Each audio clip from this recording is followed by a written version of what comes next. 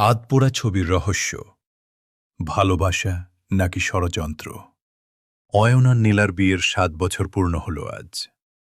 বাইরে ঝমঝমিয়ে বৃষ্টি পড়ছে। অয়ন ড্রয়িং রুমে বসে অফিসের কাজ করছিল। হঠাৎ তার চোখে পড়ল ড্রেসিং টেবিলের নিচে সেই পুরনো কাঠের ড্রয়ারটা আধ খোলা। বিগত ৭ বছর ধরে অয়ন দেখেছে নীলা এই ড্রয়ারটা সবসময় তালাবদ্ধ রাখে। অয়ন কখনো জিজ্ঞেস করেনি, কিন্তু আজ ড্রয়ারটা খোলা দেখে তার ভেতর এক অদ্ভুত কৌতূহল জাগল। ভেতরে একটা নীল রঙের ডায়েরি আর একটা ছোট রূপোর কৌটো। কৌটোটা খুলতেই অয়নের বুক ধক করে উঠল। ভেতরে একটা পুরনো আধপোড়া ছবি। ছবিতে নীলা এক অপরিচিত যুবকের হাত ধরে হাসছে।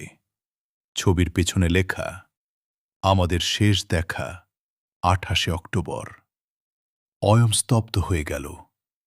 আজই তো ২৮শে অক্টোবর। ঠিক সেই মুহূর্তে নীলা ঘরে ঢুকল।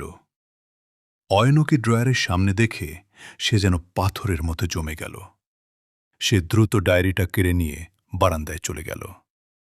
অয়ন দেখল নীলা কারো সাথে ফোনে নিচু স্বরে বলছে, সব জেনে গেছি ও, আজ রাতে কি শেষ করতে হবে? অয়নের মাথায় বজ্রপাত হল।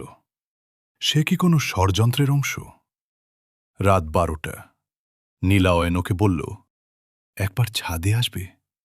তোমার সাথে আমার শেষ কিছু কথা আছে। অয়ন পকেটে ছোট একটা ফোল্ডিং নাইফ নিয়ে ছাদে গেল। ছাদে কোনো আলো নেই, শুধু বৃষ্টির ঝাপটা। কোনায় একটা ছায়া দাঁড়িয়ে। অয়ন কাছে যেতেই দেখল সেখানে একটা ছোট টেবিল সাজানো, তাতে দুটো মোমবাতি জ্বলছে, আর টেবিলের মাঝখানে রাখা সেই পুরনো ডায়েরিটা। নীলা অয়নের হাত ধরে বলল, আজ আমাদের বিয়ের ৭ বছর। আমি জানতাম তুমি ড্রয়ারটা দেখবে।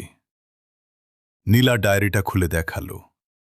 সেই আধপোড়া ছবিতে থাকা যুবকটি আসলে অয়ন নিজেই, কিন্তু ছবিটা এমনভাবে এডিট করা যে চেনা যাচ্ছিল না। নীলা বলতে শুরু করল, বিয়ের ১ বছর আগে আজকের এই দিনেই তোমার এক ভয়াবহ অ্যাক্সিডেন্ট হয়েছিল। তোমার স্মৃতিশক্তির একটা বড় অংশ মুছে গিয়েছিল।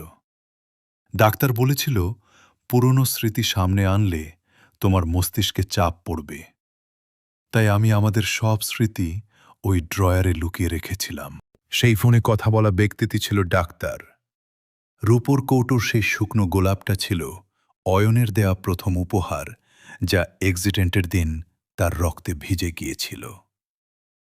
যে রহস্যকে অয়ন ষড়যন্ত্র ভেবেছিল তা আসলে ছিল এক অগাধ ত্যাগের গল্প।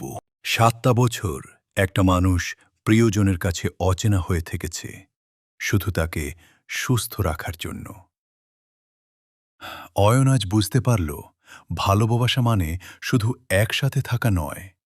ভালোবাসা মানে প্রিয় মানুষটির জন্য নিজের অস্তিত্বকেও আড়াল করে রাখা।